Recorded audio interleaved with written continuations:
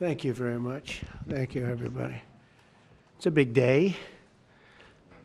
Should be fun. I don't know. You'll maybe find reasons why it's not, but I can't imagine because we have a lot of great things happening. It's been a very strong week and a very strong weekend.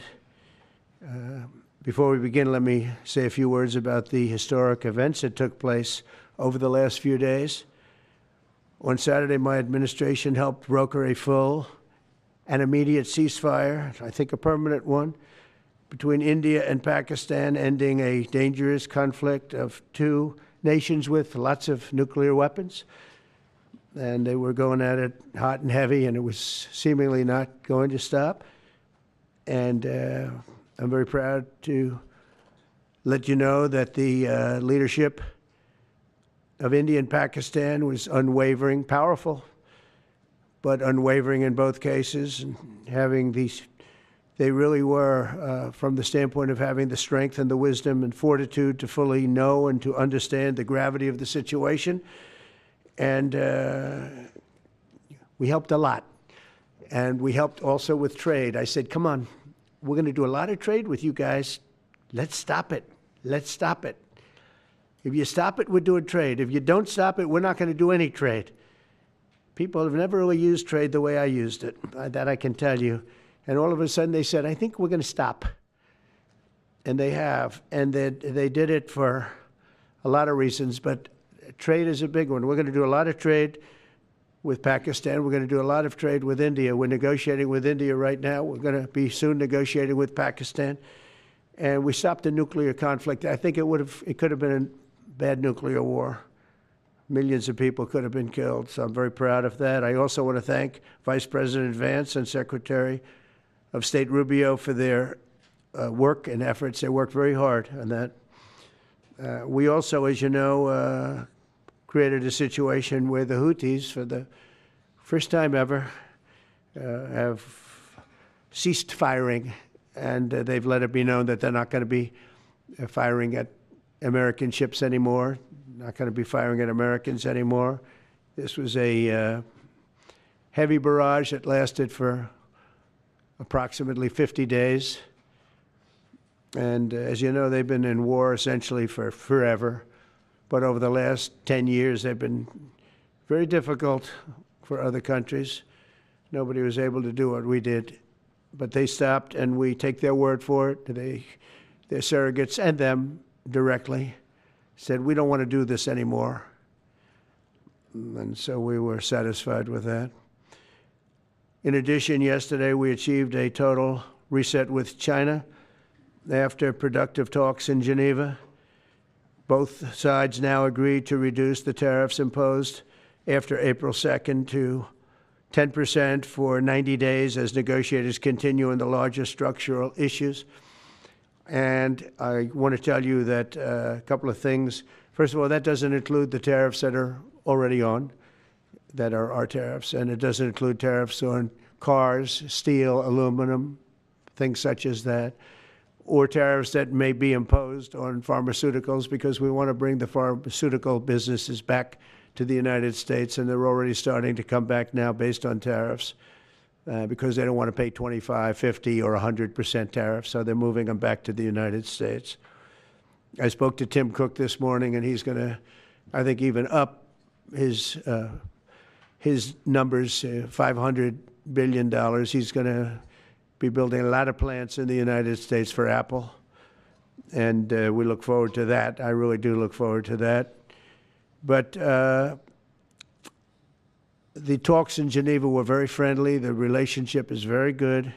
We're not looking to hurt China. China was being hurt very badly. They were closing up factories. They were having a lot of unrest. And they were very happy to be able to do something with us. And the relationship is very, very good. I'll speak to President Xi maybe at the end of the week. We have some other things we're doing. But one of the biggest things that we're doing, and I don't know if people realize this, but we made a great deal with China, great trade deal, but it was a much bigger deal originally, and then they canceled it right in the last day. Some of you faces I remember were there when that happened. I remember you. And we had a deal where they opened up their country to trade with the United States. And they took that away at the last moment, and then I canceled the whole thing. And then 6 months later, we ended up doing a smaller deal. But it was a big deal. It was $50 billion worth of product that they were going to purchase from our farmers, et cetera. And we agreed to that. People thought it was 15 because they were doing 15. We made it 50 because I misunderstood the 15. I said, you got to get 50. Because when I asked, if you remember the story, when I asked, what are we doing with them? My Secretary of Agriculture at the time, Sonny Perdue, said, sir, it's about 15 billion and we're asking for 15. And I thought he said 50. So I said, so they came back with the deal at 15. And I said, no way, I want 50 because you said 50. They said, sir, we didn't say that. Anyway, bottom line, I said, go back and ask for 50. And they gave us 50. And they were honoring the deal. And we would call them up a lot for the corn and for the wheat and for everything. They were honoring the deal. And then when Biden got in, they no longer honored the deal. There was nobody to call. I would call on an average of once every 2 weeks to say, come on, you have to speed it up a little bit. And our farmers were doing great. I said to them, buy more land and bigger tractors, if you remember. That's what happened. But the deal was a very good deal. But the best part of the deal was that we opened up China. China agreed to open itself up to American business to go in. And it would have been a great thing, I think, for China. They would be able to see things that they haven't seen. They would be able to buy products that they had never been able to buy. Would have been great for American business. I think it would have brought unity between China, better unity between China and the United States. And the bottom line is that they canceled it the last day. We were all set to sign it, and then I went a little bit angry. I got a little angry. I said, they canceled the deal. The deal was done. It was all ready to be signed. And people went over, they came back to me, sir, they don't want to sign the opening up China. Well, the biggest thing that we're discussing is the opening up China, and they've agreed to do that. But it's going to take a while to paper it. You know, that's not the easiest thing to paper. But that's the single, I think, to me, some people would disagree. Some people would say we're getting a lot of money with tariffs or whatever. But, you know, especially when you add what we already have. Because remember, we're already getting the 50% on steel and different things. That's not included in these numbers. So you can add that. But the biggest thing to me is the opening up. I think it would be fantastic for our businesses if we could go in and compete with China. It would be a lot of jobs for China. It would be, I think, at a time when they can frankly use the jobs.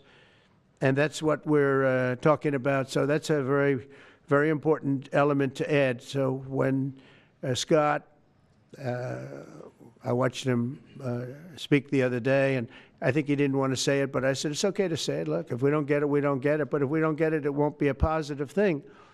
But if we do get it, I think it's maybe the most important thing to happen. Because if you think about it, we opened up our country to China.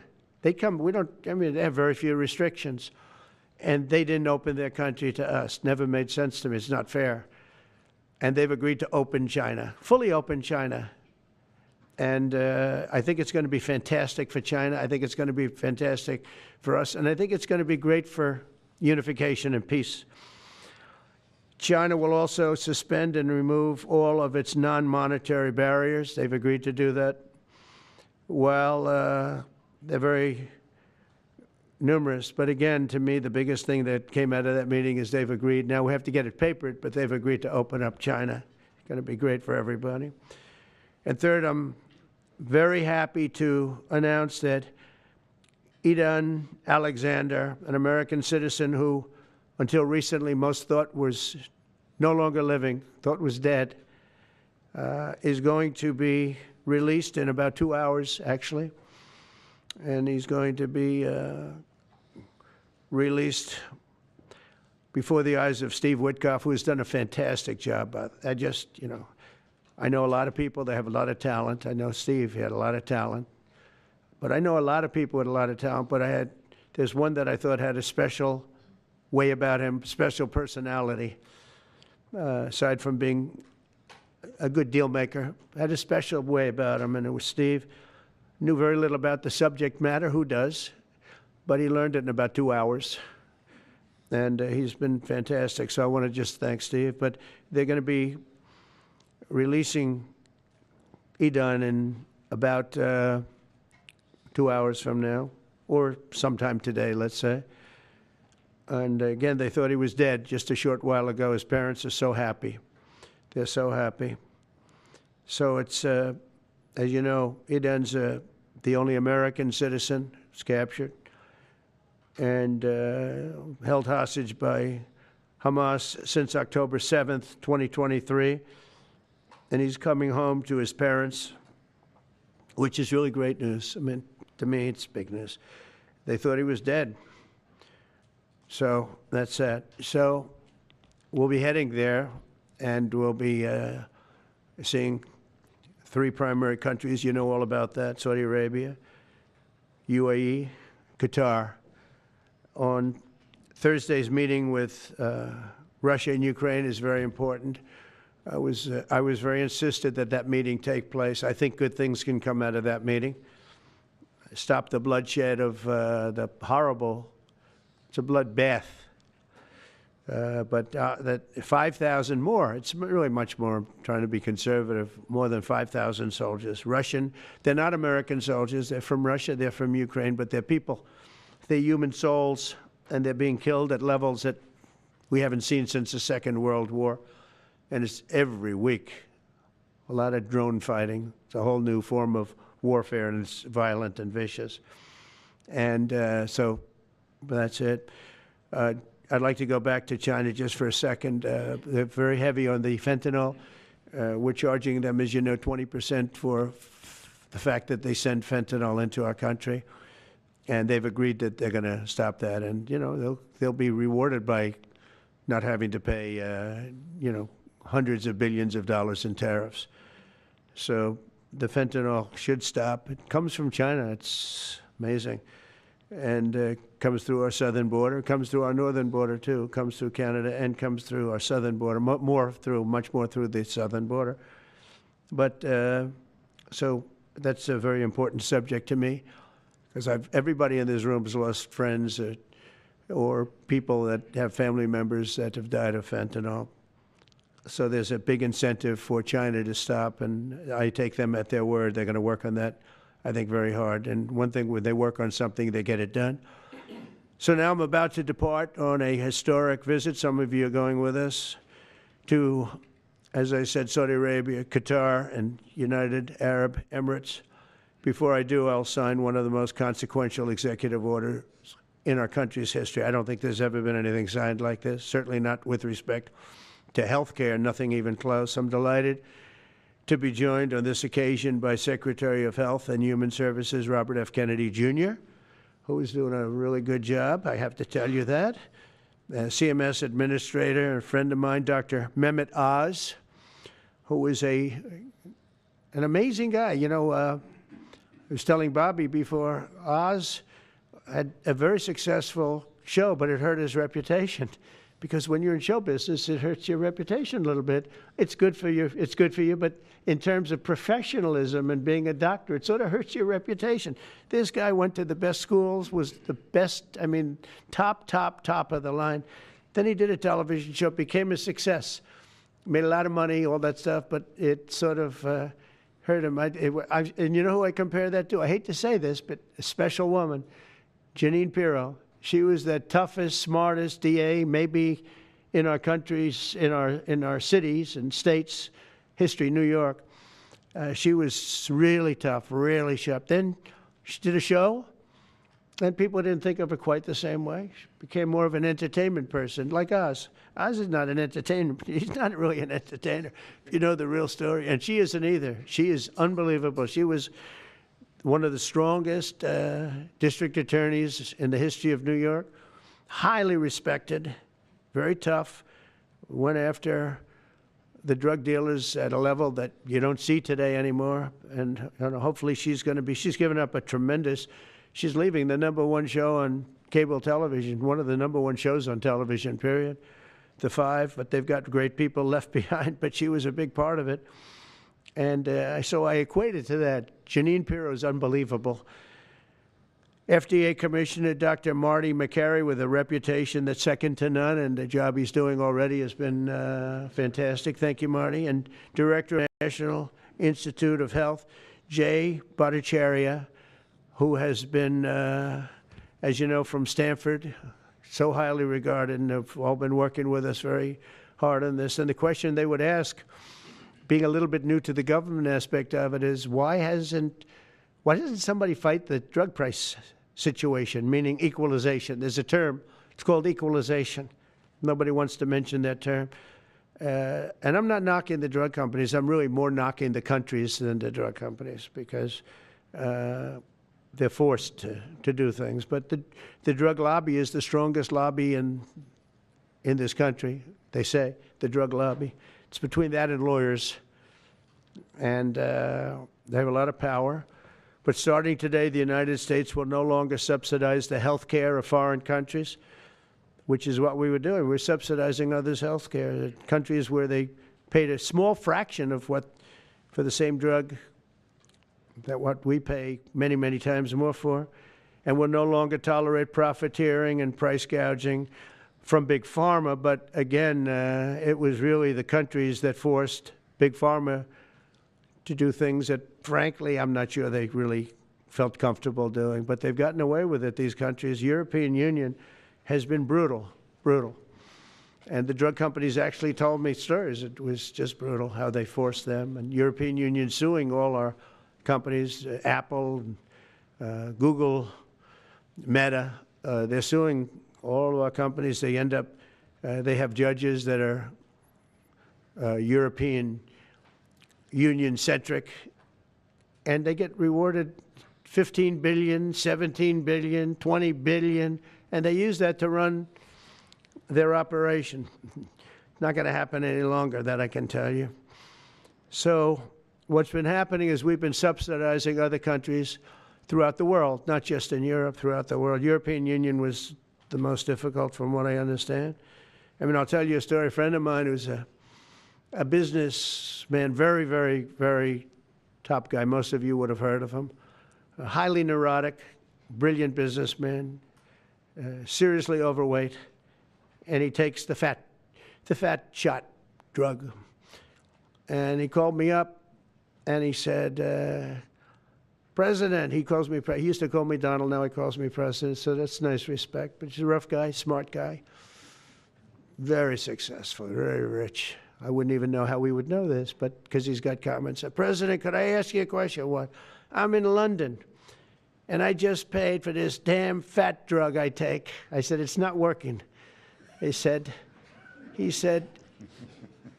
I just paid $88. And in New York, I pay $1,300. What the hell is going on? He said, so I checked, and it's the same box, made in the same plant, by the same company. It's the identical pill that I buy in New York. And here I'm paying $88 in London. In New York, I'm paying $1,300. Now, this is a great businessman, but he's not familiar with this crazy situation that we have. But he was stunned. But it was just one of those stories. And I brought it up with the drug companies, represented by somebody who's very, very smart, good person too. And we argued about it for about half hour, and then finally he just said, because they can't justify it, he just said, look, you got me. You got me.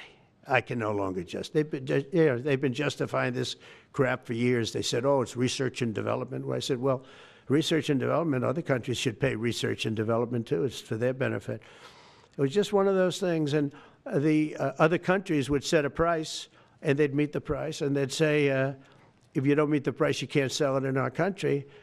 I said, well, then you walk away, and, they'll call you back, and they'll sell it in the country. But now they'll have to do that. So for the first time in many years, we'll slash the cost of prescription drugs, and we will bring fairness to America. Drug prices will come down by much more, really, if you think, 59. If you think of a drug that is sometimes 10 times more expensive, it's much more than the 59%. It depends on the way you want to analyze it, but in one way you could analyze it that way. But between 59 and 80, and I guess even 90%. So when I worked so hard in the first term, and if I got prices down, remember I was the only one to ever get prices down for a full year, but I'd get them down like 2%, and I thought it was like a big deal. Well, we're getting them down 60, 70, 80, 90%, but actually more than that if you think about it in the way mathematically.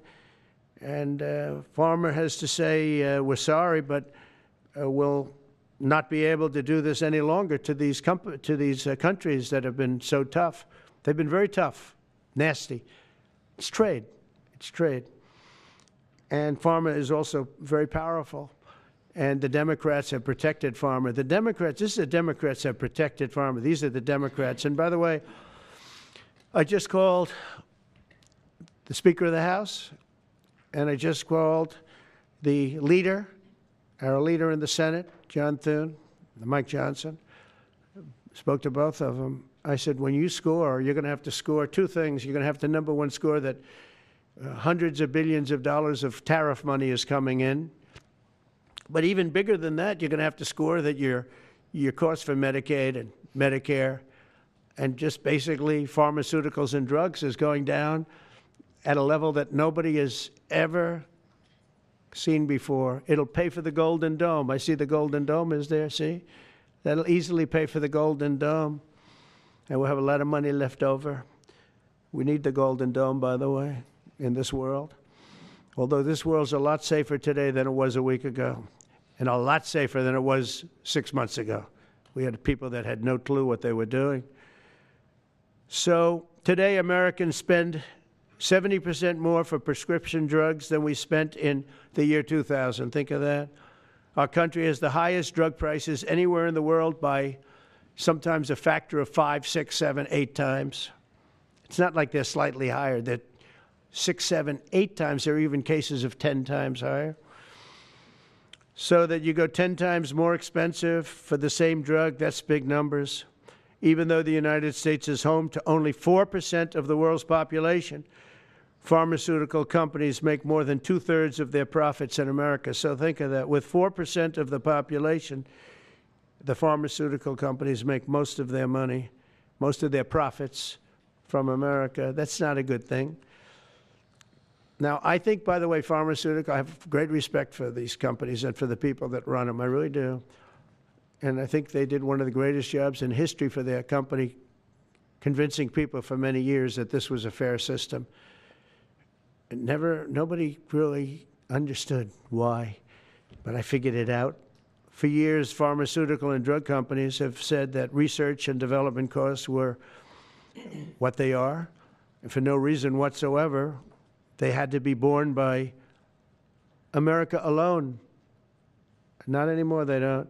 This means American patients were effectively subsidizing socialist healthcare systems in Germany, in all parts of the European Union. They were the toughest of all. They were nasty.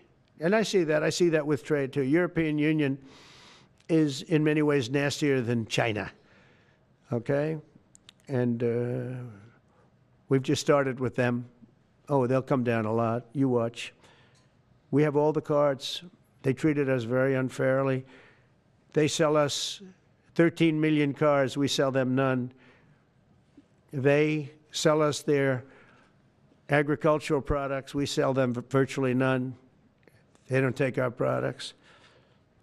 That gives us all the cards, and very unfair. So they're going to have to pay more for health care, and we're going to have to pay less. That's all it is. And believe it or not, because it's really the world we're talking about, not just the European Union, but because it's the world, the numbers are for the healthcare company not as bad as you would think. They'll make the same. I think the healthcare companies should make pretty much the same money. I really don't believe they should be affected very much, because it's just a redistribution of wealth. It's a redistribution where it could be the same top line, but it's going to be distributed differently. Europe's going to have to pay a little bit more. The rest of the world's going to have to pay a little bit more, and America's going to pay a lot less. Again, because it's a much smaller population than when you think of the whole world. So basically what we're doing is equalizing. There's a new word that I came up with, which I think is probably the best word. We're going to equalize, where we're all going to pay the same. we're going to pay what Europe's going to pay. We're going to all pay. Now, there may be some countries in dire need, and I would be willing to sacrifice that and help them. But it's called most favored nation. We are going to pay the lowest price there is in the world. We will get whoever is paying the lowest price, that's the price that we're going to get. So remember that. So we're no longer paying 10 times more than another country. Whoever is paying the lowest price, we will look at that price and we will say that's the price we're going to pay. Most favored nations, that's what it is.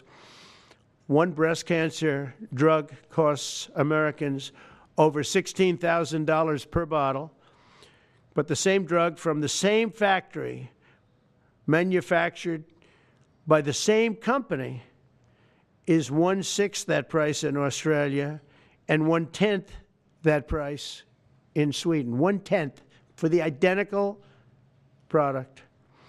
A common asthma drug costs almost $500 here in America, but costs less than $40 in the United Kingdom. So $40 in the United Kingdom, which is where this gentleman told me he paid a small amount for his shot.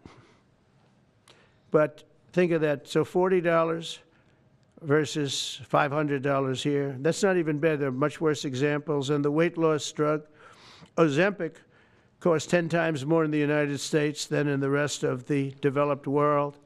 10 times more. Why? Why? What did we do? Suckers. But we never had a president that had the courage to do this. And nobody knew the system like I do. I mean, I've gotten to know this system so well. And I don't think it's fair that it benefits Obamacare. Obamacare is a failure. It's not a good health care. It works. I made it work. I had an obligation to make it work, or an obligation to let it die. I chose that we had to make it work. I had to make it as good as possible. And I had a choice. I could have let it fail or make it as good as possible. As good as possible means it was still not very good, but it survived. And we did the right thing. But this makes everything work.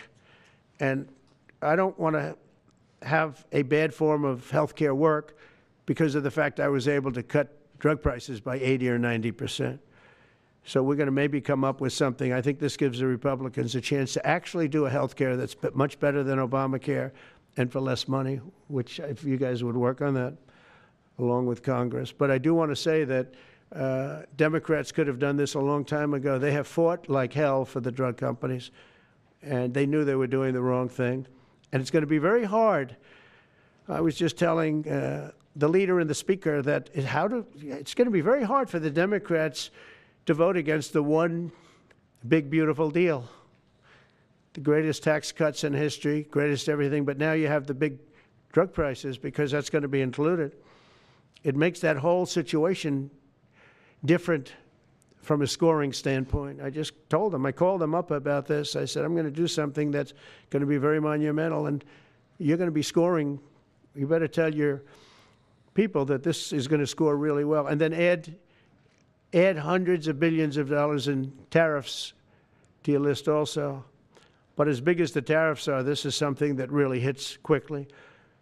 5 years ago, I signed an executive order to confront this disaster, but only confront it in a minor way. It was a good confrontation, but never to this extent. And it took people a little while to understand a very complicated system. But Joe Biden, without any knowledge of what he was doing, terminated the policy and then pretended to negotiate under a new system. And then you take a look, 5 out of the 10 drugs that he negotiated are now over 200% more expensive in America than the rest of the world, and far more expensive than when he even got involved.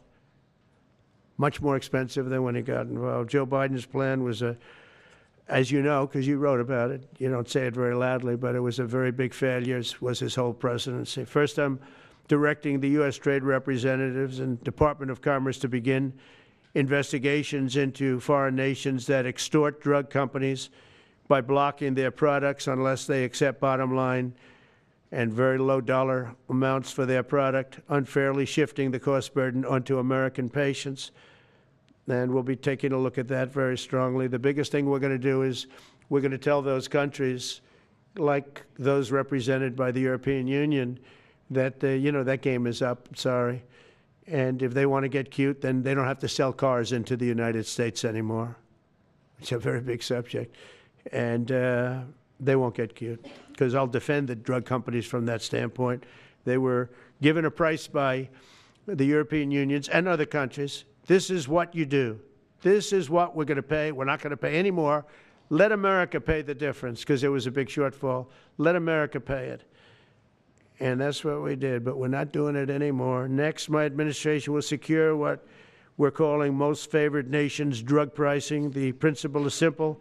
Whatever the lowest price paid for a drug in other developed countries, that is the price that Americans will pay. And we're using the term other developed countries because there are some countries that need some additional help, and that's fine. I think that's very good.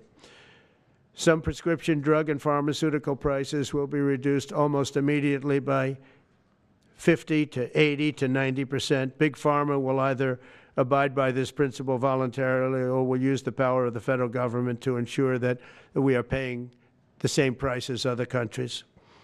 To accelerate these price restrictions and reductions, my administration will also cut out the middlemen. We're going to totally cut out the famous middlemen. Nobody knows who they are, middlemen. I've been hearing the term for 25 years, middlemen. I don't know who they are, but they're rich. That I can tell you. We're going to cut out the middlemen and facilitate the direct sale of drugs at the most favored nation price directly to the American citizen. So we're cutting out, Bobby, the middlemen. It's so important, right? You got to do that. They're worse than the drug companies. They don't even make a product, and they make a fortune. It's very smart business people, that I can tell you. If companies make no significant progress toward most favored nation pricing, which we will insist that they do, so I think I'm wasting time talking about it. We're going to insist upon it. And we'll insist, and we're going to help the drug companies with the other nations, because those other nations do a lot of trading with us. They need our trade just like China needed us very badly. They need us just as badly. We will do whatever we have to with trade, just like we did some great things with trade with India and Pakistan. It really helped the situation, very heated situation. Could have lost millions of people, more than millions, I mean, many millions of people. And they want to do business with America, but we never used our powers that way. We never knew how. We never had people that knew how to do that. We'll also open up America's market to safe and legal imports of affordable drugs from other countries, putting dramatic downward pressure on prices.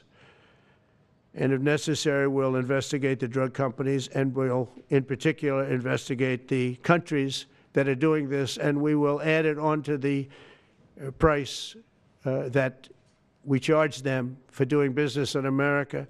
In other words, we'll add it onto tariffs if they don't do what is right, which is everybody should equalize. Everybody should pay the same price. And special interests may not like this very much, but the American people will. I am doing this for the American people. I'm doing this against the most powerful lobby in the world, probably the drug lobby, drug and pharmaceutical lobby. But it's one of the most important orders, I think, that's ever been signed, certainly with regard to health care or health in the history of our country, and it's an honor to be a part of it. And I'd like to ask Robert F. Kennedy to say a few words, please. Thank you. Thank you, Mr. President. This is an extraordinary day. This is an issue that, I grew up in the Democratic Party, and every major Democratic leader for 20 years has been making this promise to the American people. This was the fulcrum of Bernie Sanders' runs for presidency, that he was going to eliminate this discrepancy between Europe and the United States.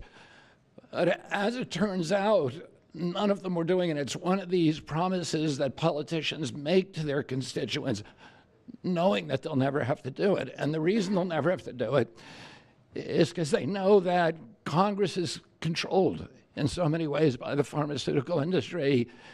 There's at least one pharmaceutical lobbyist for every congressman, every senator on Capitol Hill, and every member of the Supreme Court. By some estimates, 3. Pharmaceutical companies, the industry itself, spends 3 times what the next largest lobbyist spends on lobbying. So this was an issue that people talked about, but nobody wanted to do anything because it was radioactive. They knew you couldn't get it by Congress. We now have a president who is a man of his word, who has the courage. President Trump was taking money from the pharmaceutical industry too. I think they gave you $100 million. But he can't be bought, unlike most of the politicians in this country. And he is standing here for the American people. I don't know what, there's writers like Lord Elizabeth Warren or Robert Reich who are saying that President Trump is on this side of the oligarchs. There has never been a president more willing to stand up to the oligarchs than President Donald Trump. And I'm very, very proud of you, Mr. President, for your courage, I'll say, because I don't want to be crude, your intestinal fortitude, your stiff spine, and your willingness to stand up for the American people. We have 4.2% of the world's population. Our country represents 75% of the revenues for pharmaceutical companies. We spend in our country $1,126 per capita on drugs. In Britain, they spend about $240. They spend 1/5 of what we do. And this is true across Europe. And the drug companies, Europeans, if you ask them, it made no sense what they were saying. America has to pay for this innovation or it's not going to happen. What President Trump is saying to our European partners is you've got to raise the amount that you're paying for those drugs and pay for your share of the innovation. That the United States is no longer subsidizing that. If the Europeans raise the price of their drugs by just 20%, that is $10 trillion that can be spent on innovation, and the health of all people all across the globe is going to increase because we're going to have better products. So I'm just so grateful to be here today. I never thought that this would happen in my lifetime. I have a couple of kids who are Democrats, are big Bernie Sanders fans, and when I told them that this was going to happen, they had tears in their eyes because they thought this is never going to happen in our lifetime, and we finally have a president who's willing to stand up for the American people. Thank you, and Dr. Oz. Thank you, Secretary Kennedy. This is the most powerful executive order on pharmacy pricing and healthcare ever in the history of our nation. And it's only happening because we have a president with the fortitude, the guts to stand up to the withering criticism and lobbying that's going to occur as soon as folks hear about the executive order. So on behalf of the child in Philadelphia who's got an autoimmune disease with a $1,000 a month drug, or the older woman in Los Angeles who's on a blood thinner who can't afford her copay, I want to thank President Trump. God bless you for having the guts to take on this industry. Thank you, sir. Thank you very much. So let's talk about the details a little bit. And this is primarily about equalization, as President Trump said. It's about fairness. Think of NATO as a metaphor. When President Trump said, you've got to pay a little more so it makes sense for all of us, they came up, and the European countries contributed. The same thing we believe will happen in this situation. Most people who have thought about this process agree that it is patently unfair to tolerate the numbers that Secretary Kennedy and President Trump have reflected to you. On this chart to my left is a list of the 10 drugs that were negotiated in the IRA. Again, this is the bill, the law, that regulates a negotiation process. This is the best price that was able to be obtained by the Biden administration. And if you look at these numbers, they actually reflect how much on top of the most favored nation price was being paid by the United States. So the closest to me, and Bob, you can point to the Jardiance, the closest one, 289%, the one that's closest to you.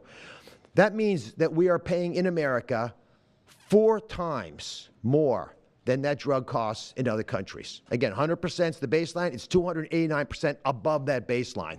It goes all the way down to when we're paying 50% more than any other country. That's the range. As was pointed out by President Trump, half the time we're paying 3 times more than is paid in other countries. It doesn't make any sense for the system. That stated, President Trump has over and over again indicated, and Secretary Kennedy reflected as well, we want innovation. We want our technology partners doing the best they can to make the best solutions for drugs to cure as many people in America and around the world as possible. By getting our allies to pay a bit more, as they should be, and they should have for many years been doing, will course correct a problem that's gotten out of hand. And by doing that in a thoughtful, effective way, we're going to be able to get the pharmaceutical industry whole. Those jobs will still be here, will still be productive, will still be curing cancer and a slew of other ailments that plague humanity. America will still be the leader in this space, but we'll be paying the appropriate amount, the right-sized amount for those tasks. So over the next 30 days, the 4 of us up here, together with people standing in the back of this room who are doing a lot of the heavy lifting, are going to be approaching pharmaceutical companies to talk specifically about what we want the most favored nation price to be based on the best data we have. We're looking forward to a thoughtful interaction with these corporate leaders, many of whom we've spoken to and in quiet will agree the system is not right the way it is. They're patriotic Americans. They want what's right. But the fact that in my lifetime, as Secretary Kennedy said, for the first time, we have a thoughtful and aggressive approach, thanks to President Trump, on taking on the special interests, should give all Americans confidence that this is an administration that stands for fairness and should chill the waters for those who believe they can push us away from our North Star, which is to take care of the American people. Mr. President, God bless you. Thank you very much. Thank you. Jay, you want to go next? Sure. So I teach economics at Stanford as well as health policy. And one thing that's really, really simple in economics is that when you have a persistent price difference for the same product between 2 countries, there is something deeply wrong. And what President Trump has done is a historic measure that should have been done a long time ago.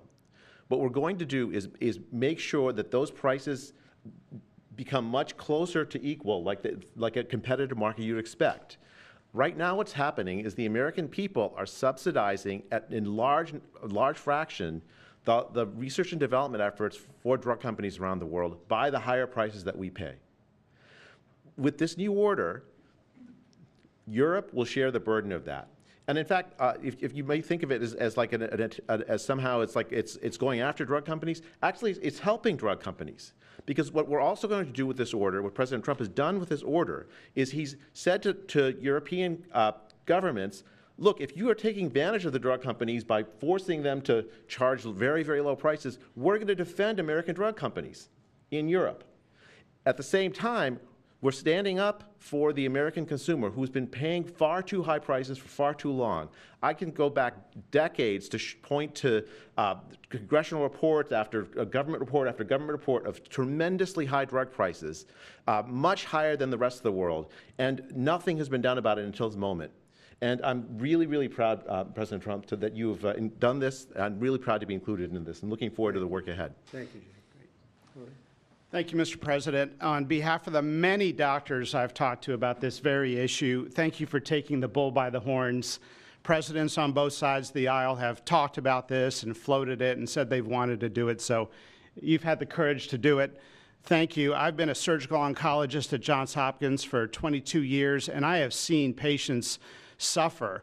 We didn't take an oath to heal patients and then watch their life get ruined financially with their home, mortgage, retirement, going down the drain with GoFundMe campaigns, raising money from church communities and synagogues and friends they haven't seen in 20 years to try to raise money for what? For a system where Americans have been getting ripped off by 10, 12, 15 times higher prices than we see in other countries. The fundamental problem in healthcare is that we've had non-competitive markets. And we can do little things around the edges, or we can transform those markets to competitive markets, and that's what this executive order does today. Imagine buying a Ford for $175,000, a regular car, and then hearing that people in London are buying it for $10,000 every day, all day long. That is the craziness of this system. We're going to do everything we can at the FDA to support this executive order. It's transformative. Thank you, Mr. President. Thank you. Thank you very much. So thank you very much, everybody. I think it's a very important day. In many ways, you have, we'll start with the Houthis. We go to Pakistan and India. We go to what we did with China, the trade deal, and with UK. And by the way, many other deals are coming in very much. At a certain point, we'll just set the price because we know where we are. But we'll just set the price. But world trade is going to be terrific, and our country is going to be making a lot of money. Taxes are going to go down. Taxes are going to go down very, very substantially. But you look at all of the things that we've done, and now today I'm heading over. We'll see what we're going to do with respect to Iran. I think you have very good things happening there, too, by the way. I think can't have a nuclear weapon, but I think that they are talking intelligently. We're in the midst of talking to them, and they're right now acting very intelligent. We want Iran to be wealthy and wonderful and happy and great, but they can't have a nuclear weapon. It's very simple. So I think they understand that I mean business, and I think they're being very reasonable thus far. And don't underestimate Thursday in Turkey. President Erdogan is going to be a great host, and we are doing some work with him having to do with Syria, too, by the way. We're going to have to make a decision on the sanctions, which we may very well relieve. We may take them off of Syria because we want to give them a fresh start. But President Erdogan's asked me about that. Many people have asked me about that because the way we have them sanctioned, it doesn't really give them much of a start. So we want to see if we can help them out.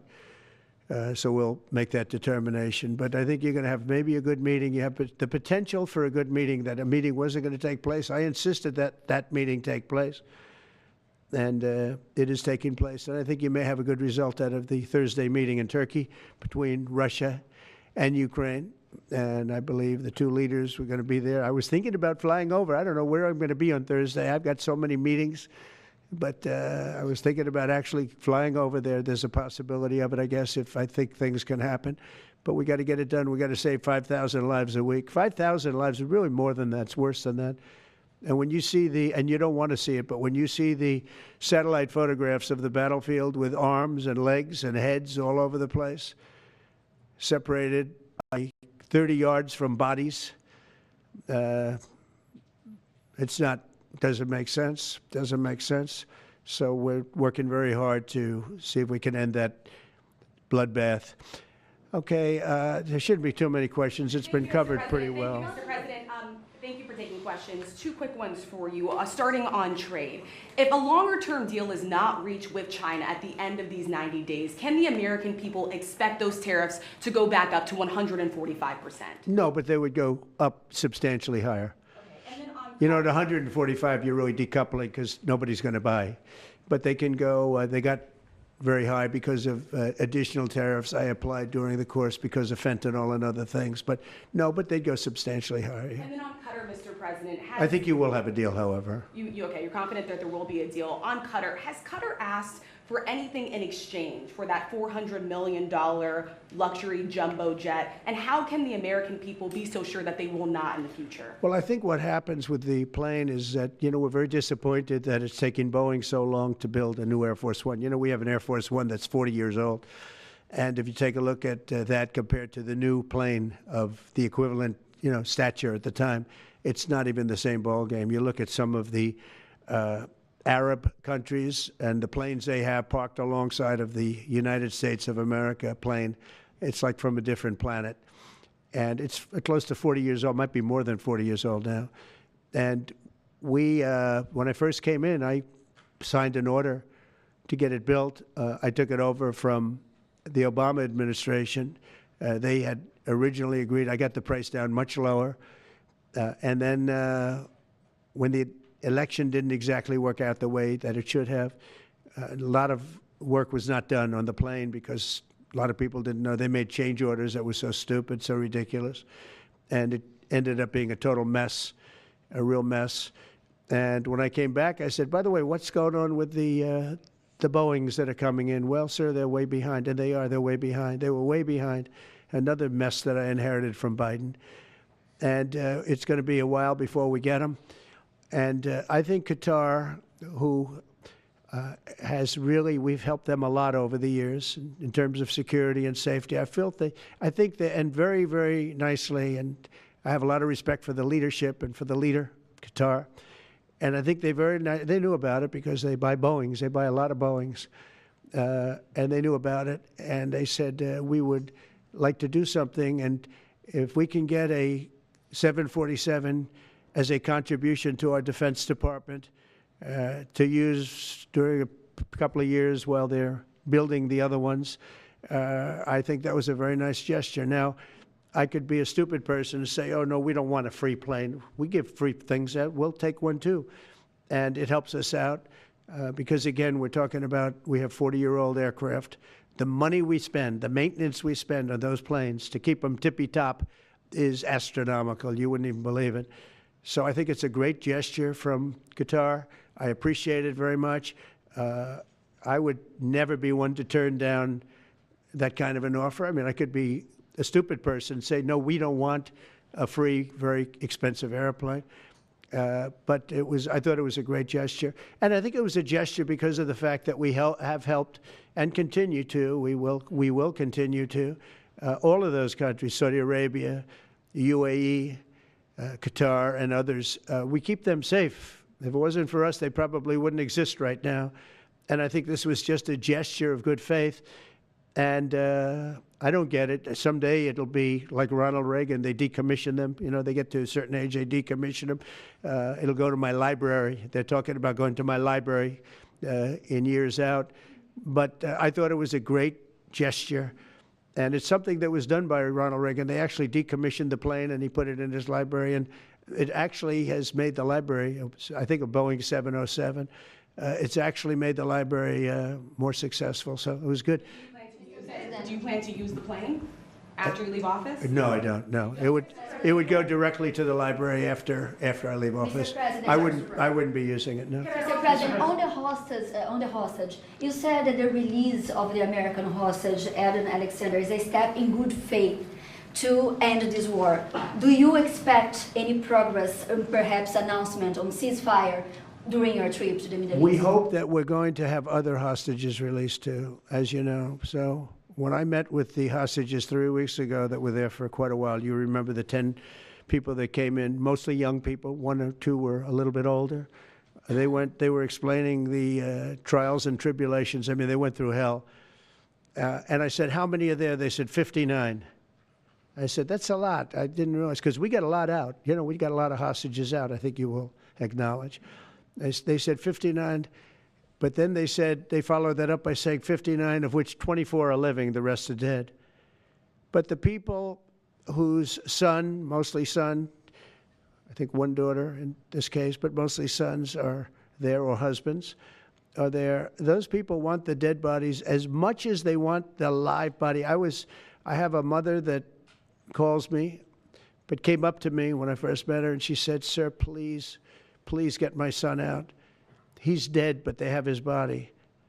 And I asked her about that, and it's as though he were alive. The level of wanting that body back is the same. It couldn't be any more, as though he were alive. So, you know, getting the bodies back is very important. That could be a thing having to do with the religion. It could be same. I was amazed at the level of importance. It's the same as if the son or husband or whatever was alive.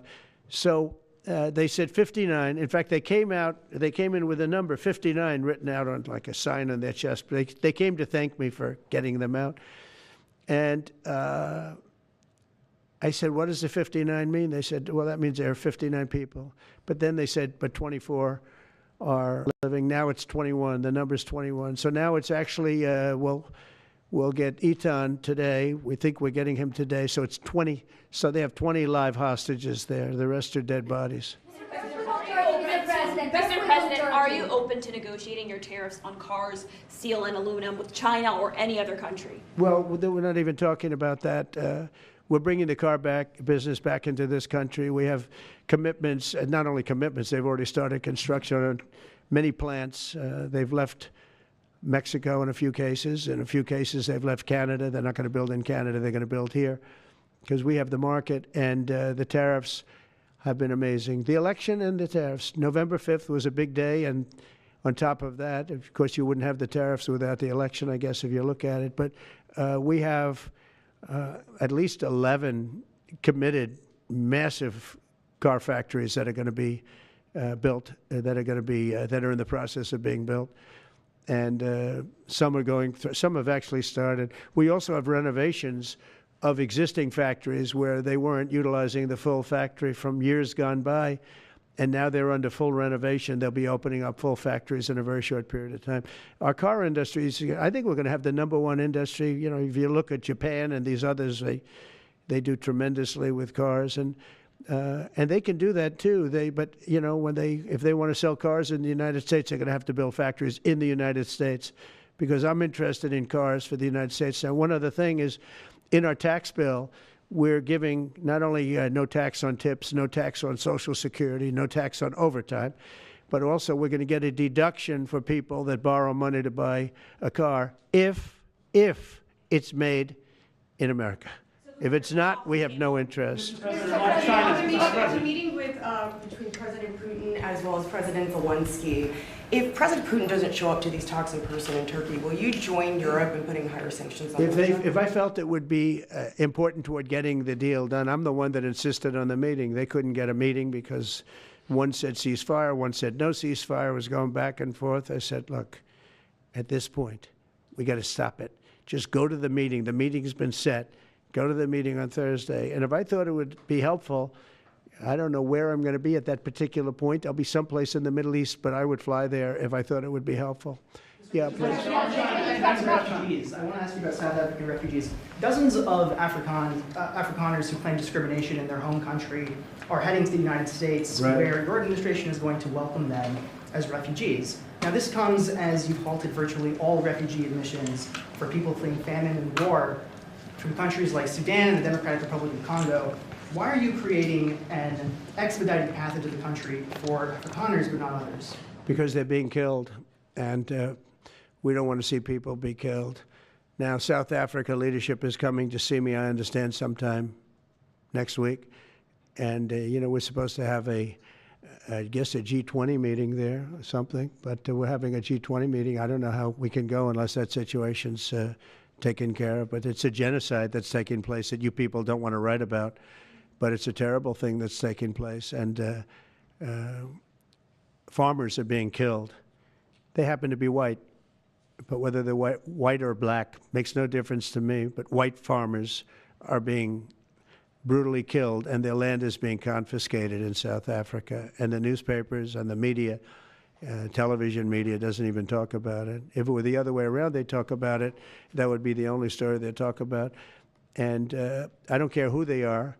I don't care about their race, their color. I don't care about their height, their weight. I don't care about anything. I just know that what's happening is terrible. I have people that live in South Africa. They say it's a terrible situation taking place. So we've essentially extended citizenship to those people to escape from that violence and come here. Yeah. Mr. President, please. Mr. President, thank you. Are you letting China off the hook for these 90 days, and do you really believe that they will follow through with non-tariff barriers and remove those? Non-monetary tariffs, yeah. Yeah, I think they're going to follow through. I think they want it very badly. I think they want the deal very badly. Again, this doesn't include the steel tariffs that I put on a long time ago that Biden tried to get off, but he couldn't get them off because it was too much money. You know, I took in hundreds of billions of dollars from China, what a lot of people don't know, but we put on the tariffs originally. And if I didn't do that, we wouldn't have a steel industry today. Now we have a thriving steel industry. It'll be thriving much more with what we're doing because this is the next level. But it doesn't include that, doesn't include cars, doesn't include pharmaceuticals when we do that. And the reason we're doing that will be to get them to come back in the country. You know, there are, again, I always say it because a lot of people forget, but if a company like Eli Lilly, which is making a massive investment in the United States right now. They're building many, many plants. They've already started like 7 of them, many plants, but they are not going to be tariffed. There's no tariff cost. So they're all doing that. They're all coming back to the United States. I mean, I'll tell you what, I hope I get the benefit of watching this because, as president, because, you know, it takes a little while to do this stuff. And we're doing it early in the administration. If you think of it, we have, I believe, if you look at the real total, it's over $10 trillion committed for plants and factories. Other administrations haven't had $1 trillion over a 4-year period, even over an 8-year period. We have over $10 trillion committed in one form or the other over 2 months. Give me a break. I'm here to hear 3, but let's give me a break on the first month. We want to get acclimated. But, you know, but if you think about it, it's really 2 months. And so in 2 months, we have an investment already of over $10 trillion. And other presidents haven't had that done over a year, over 4 years in some cases. It's unprecedented. There's never been anything like it. It's a very exciting time in America. Thank you very much, everybody. Thank you. Who's in charge of the budget bill while you're gone, sir? Mr. President, are you ready to impose sanctions on Russia if Putin doesn't agree with the 30-day ceasefire? I have a feeling they're going to agree. I do. I have a feeling. And we've seen other countries, no European countries, involved, Mr. President, in the negotiations. The budget bill negotiations are taking place. Who in your administration is in charge of that while you're gone? Is it Everybody. Bobby, from the standpoint of medical, this group behind me, I mean, I think it's the best group ever assembled in terms of medical. I think you're going to see a tremendous cut. I don't think. I mean, I know you're going to see it in Medicaid and Medicare. That cut will be massive because drugs are 50-60% of the cost. So Medicaid costs are going down and Medicare costs are going down because of what we're doing today. And there's no, it's not like, oh, gee, well, maybe it won't happen. It's going to happen because the other countries have no choice. Now, the drug companies are going to have to say, listen, if you don't pay more, we're not going to give you the drug, and they're willing to do that. So that's it. They have to, we have to equalize. Mr. President, what is price controls? Say it? How do you respond to the fact that this... It's not price control, no. What was price control is before. If you want to talk about price control is what they were doing. They were making us pay. They set a price, and they said, here's what we're going to pay, and anything else charge America. Because at that time they had a very stupid president, and it really went crazy during the last 4 years. And remember this, the Democrats are the ones that allowed this to happen. They were the ones that were the protector of this pricing system. And I think it's going to be very hard. You'll have to ask Democrats, are they going to vote against the one great, big, beautiful deal that's being negotiated now, tax cuts, etc., when now on top of the tax cuts and regulation cuts, all the things, now you're going to say that the price of your medicine is going down by 60, 70, 80%. You're going to vote against it? I think a lot of Democrats are going to be forced to do something that their leaders are going to beg them not to do, and that's vote for the bill. I don't see how they can vote against it. How can they vote against it when drug prices, drugs and pharmaceuticals are going to be down 70, 80%? It's going to be very interesting. Mr. President, what do you say to people who view that luxury jet as a personal gift to you? Why not leave it behind? You're ABC fake news, right? Why not only ABC? Well, a few of you would. Let me tell you, you should be embarrassed asking that question. They're giving us a free jet. I could say, no, don't give us. I want to pay you $1 billion or $400 million or whatever it is. Or I could say, thank you very much. You know, there was an old golfer named Sam Snead. Did you ever hear of him? He won 82 tournaments. He was a great golfer. And he had a motto, when they give you a putt, you say, thank you very much. You pick up your ball and you walk to the next hole. A lot of people are stupid. They say, no, I insist on putting it. And then they putt it and they miss it. And their partner gets angry at them. You know what? Remember that, Sam Snead. When they give you a putt, you pick it up and you walk to the next hole and you say, thank you very much. Respectfully, sir, as a businessman, some people may look at this and say, have you ever been given a gift worth millions of dollars and then not received anything? It's not a gift to me, it's a gift to the Department of Defense. And you should know better, because you've been embarrassed enough, and so has your network. Your network is a disaster. ABC is a disaster. Here is the bill. Bobby, come on over here. Now you're talking about trillions and trillions of dollars. Thank you very much, everybody. Mr. President, a quick question about Turkey. Thank you very much.